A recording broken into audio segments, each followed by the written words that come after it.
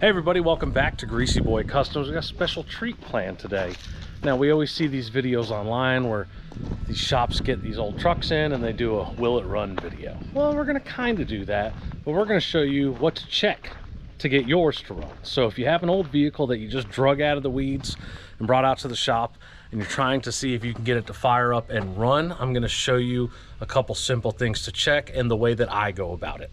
Today's victim is a 1978 Ford half-ton two-wheel drive pickup truck with a small block engine and automatic transmission. It's been sitting for several years. Looks like the customer had put some new parts on it, like a carburetor and ignition tune-up parts.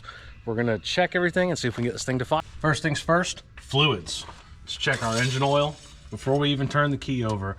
Now, the engine oil is very over full. That could be from a couple different things. This is the full line and this is where our oil is. And you can see the consistency of it. Doesn't appear to be contaminated. Make sure that we have coolant. We do, so that's good. Now we're gonna start by spinning the engine over with the key and see how it sounds.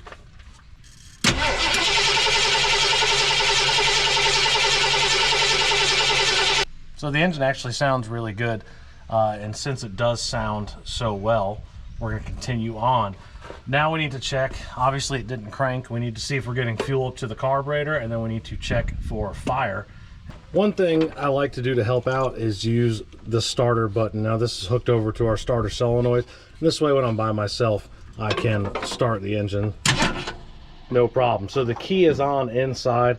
We're just gonna go ahead and take the coil wire off and see if we've got spark coming out of the coil before we get too crazy. You can use these spark testers. They're cheap. They work good. You can just look for the spark inside, or you can use a screwdriver and ground it out against something. We have spark.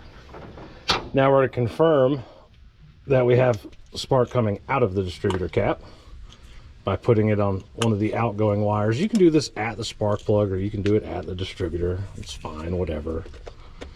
All right, same thing. Here we go. And we do. We've got spark. So that's a good sign. So we're going to put this back on, and then we're going to try to get some fresh fuel into the carburetor. As you can see, we have a gas can and we have a fuel line. And what we did is, that's our fuel line right there. We ran it right into the fuel pump. We have our ignition on. We have fresh fuel coming up here. I don't know if this is going to work. Let's see.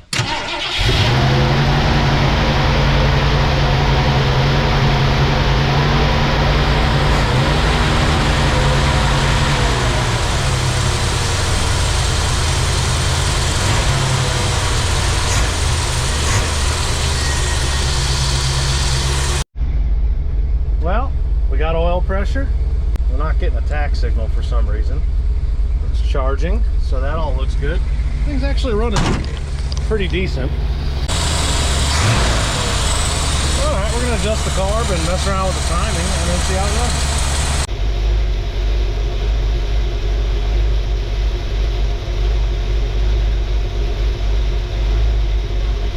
Well, we just checked the timing. It's actually set dead on at 8 degrees advanced.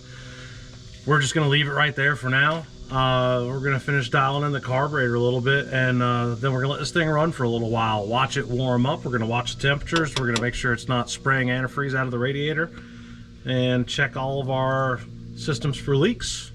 See what happens. And with it running too, you want to check and make sure you don't have any kind of smoke coming out. There's no signs of smoke at all. It sounds great.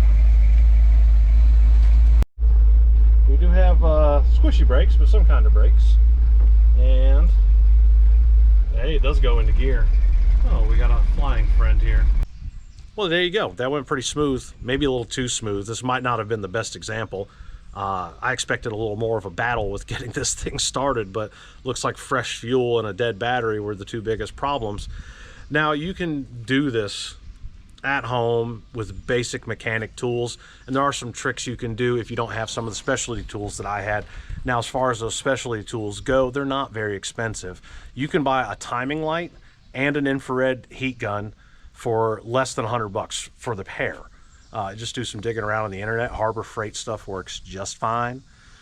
You can use that infrared heat gun in multiple areas. I like to use it to check to see if the thermostat's opening, because you can check before and after on the thermostat housing. You can also make sure that you're not getting too much heat in just one cylinder head, something like that. It comes in handy in a lot of things. The spark tester that I used, if you don't have one of those, you can take an old spark plug, put it in the end of the wire, and just lay it against something metal on the engine that's a ground, and you can see the spark. I just like using the spark tester. It's a little bit easier. It's a little bit safer, especially if you're doing it by yourself. They're like 10 bucks. They're cheap. They're not expensive at all. So get you a couple of those things. Now, this, like I said, was an easy example of getting one started that's been sitting for a little while. We obviously still have some more things to tackle, like figuring out our fuel in the fuel tank to determine if it's just bad fuel or if the tank is really gross and needs to be replaced or cleaned. You also have things like the motor mounts that we need to take care of. It definitely needs an oil change. There's a lot of rust in the cooling system, so that it's not the end. There's still a lot of things in the future for this truck. But if you have any comments or questions about anything that we did on here, let me know. Also, please, if you have any other good tips, things you've run into, and tricks you've used to get things started that have been sitting around for a while, drop it in the comments below.